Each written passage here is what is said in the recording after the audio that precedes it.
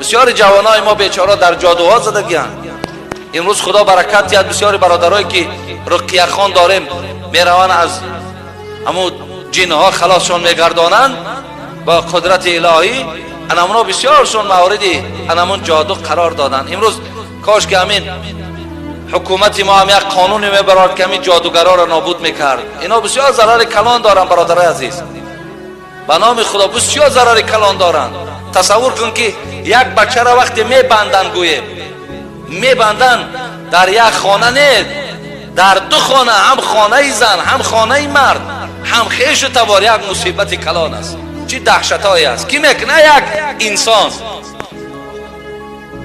این خیلی بدبخت هم زیاد داره. برای همین شما دائم قل اعوذ برب الفلق، قل اعوذ برب الناس خوانین، آیت الکرسی را خوانین، بدناتون مالین تا از شر اینا شما ضرر، از اینا ضررشون با شما نرسه.